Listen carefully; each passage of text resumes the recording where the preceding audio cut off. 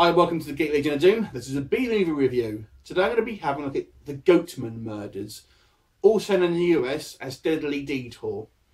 Now let's get one thing straight off the bat. This film is a very, very low budget film. And as I always say with B-movies, it's unfair to judge a very, very low budget film with the same sort of critique that you maybe would look at a higher budget film. However, that said, I do not think the majority of people would get a kick out of this film. This film is a very, very cheap film, and it clearly shows. Let's talk about the story first of all, of what there is. The story basically follows a group of, kids / young adults going on a road trip, and they stop off in a woodland area, which happens to be the home place of a sort of disfigured sort of backwards type person, akin to the sort of Deliverance or Wrong Turn, Hills Have Eyes, that kind of thing. And that's basically the story. They get picked off one by one, and that's really it. So the story is nothing new. I mean that doesn't take money to come up with an original idea. So that's my first criticism, really, to be honest with this film. The second criticism is a technical criticism. This film looks like it may be filmed on a camera phone, or the very best it was on just a kind of a standard camcorder or something like that. I actually thought it was a found footage film when I first started to watch it, but it isn't. It's meant to be a standard linear film. But the camera work is just literally all over the place. It'll even get like splashes of water sticking to the lens of the camera and things like that. But the worst thing is the audio. The audio is terrible. They're obviously not using a boom mic. The audio is obviously just coming, straight from the mic, which is on the camera, which leads me to believe that it is possibly a camera phone. There is some shots are a camera phone. So there's that. On the technical aspect, it's just not a well-made film. The editing is choppy, Now, acting-wise, again, to me, these don't look like professional actors. To me, it looks like this is like a fan film. There you go. This is like a fan film. Now, granted, you obviously haven't got the money to pay for professional actors, but these guys look like they're just kind of were told just act like you would normally, and we'll kind of film it, and there you go. And the only really bit of acting that they have to do is when they're kind of scared and running away from the killer. Other than that, they're just kind of like just acting like themselves, like they would do in that situation. So, acting is choppy, and you've got people who look scared, and I don't know. The acting it just isn't there for me, unfortunately. Then you've got the kind of the special effects. Now, this is where I suspect the money has gone. They are fairly inventive with some of the gore special effects. Again, on such a sort of shoestring budget. Now, it never looks realistic. It looks like it's a war movie. If you're a heavy metal fan, if you know of the band Gwar, have a look. This is what it looks like. It looks like a Gwar show. Now, Gwar are a sort of a US rock band who have like sort of theatrics on stage and stuff like that, and kind of dress up as monsters and have loads of like fake blood and stuff. And that's what it looks like. And to be quite honest, even some of the music sounds like some of that. Which leads me on to the actual killer himself. Now, on the box art, it's very, very misleading because that's not what the actual guy looks like. Now, here's one thing I just don't understand the decision with this film.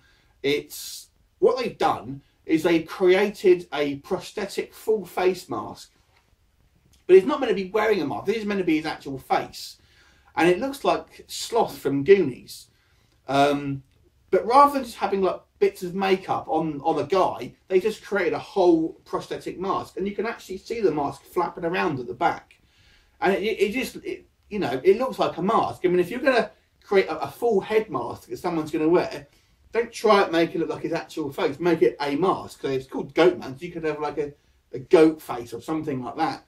I can't understand the decision for that. I mean, it would have been much better if they had just put prosthetics on just a person, and it would have looked more realistic. They could have had the sort of like the dodgy teeth and the sort of like, you know, lumps on his face or what have you, and probably would have been cheaper. So I really question why they've done that, to be honest with you. There you go. I'll try and put a picture of the mask if I can find one. Now, we'll talk about one interesting scene on this film in regards to sort of movie logic and things like that as well. This is going to be, this is very much towards the end of the film, so this will be a spoiler issue if you've not seen it.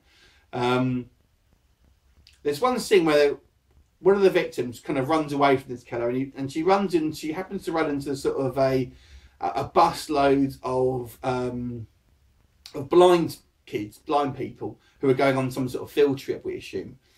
And she sort of runs into the bus, and the killer follows her. Now, they're all sat there with their sort of, you know, their sunglasses on, the white sticks and whatnot. And fair enough, they can't see this killer. But this he comes onto the bus, and he's like, he's sort of like chopping all these like blind people up, and they're just sitting there. I mean, okay, they're blind, but surely they can hear, and surely they can kind of like feel that there's rocking on the bus and stuff like that, and people are screaming and they're getting splattered in blood and things like that. But they just all sit there and just wait for this guy to come up and chop them up, and they're just like, I mean, I don't know if that was done on purpose, but it's just like it looks like a farce. It looks like a parody. So it's a very, very strange sequence, and because it looks like it was one of these sort of like Wayne's Brothers like film parodies. It's a very strange scene. So I can't really recommend this film, to be honest with you. I feel bad ragging in a film that it's such a low budget, but I still don't think I can excuse it to sort of like warrant sort of recommending this film.